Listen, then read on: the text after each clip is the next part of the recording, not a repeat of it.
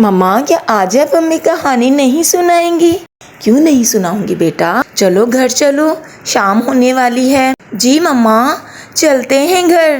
मम्मा, मैं और भैया आराम से सो जाते हैं जब आप हमें कहानी सुनाती हैं। जैसे ही कहानी खत्म होगी आप लोग सो जाना।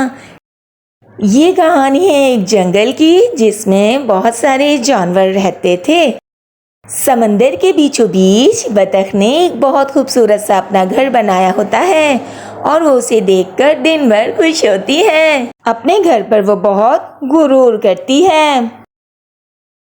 एक सुबह वो झील में सैर के लिए जा रही होती है कि उसकी नज़र बहुत बड़े गोरिल्ला पे पड़ती है जो कि बहुत गुस्से में होता है और अपने शिकार के लिए दुड़की लगा रहा होता है। बतख गोरिल्ला को देखकर डर जाती है। बहुत मुश्किल से बतख पूरे दिन भागकर अपनी जान बचा लेती है और सुबह होने का इंतजार करती है। आज तो मैं जाके चीते भैया को बताऊंगी, गोरिल्ला बहुत गुस्से में है, वो किसी ना किसी को मार देगा। लगता है इस जंगल में एक जानवर की मौत आई है। वो जल्दी जल्दी चीता भाई के पास आती है। चीता सो रहा होता है, उसकी आवाज़ सुनकर उठ जाता है।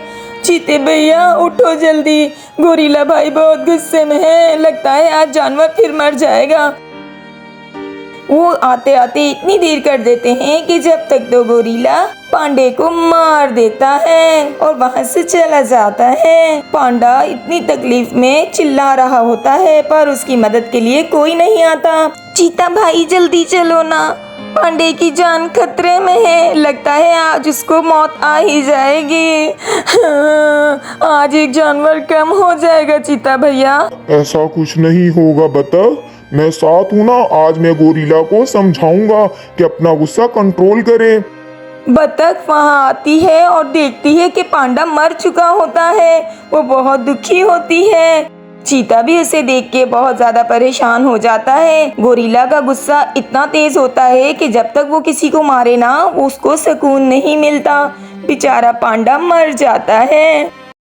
दिन भर चीता गोरिल्ला को ढूंढ रहा होता है और गोरिल्ला तो अपना गुस्सा ठंडा करने के बाद ही सुकून लेता है।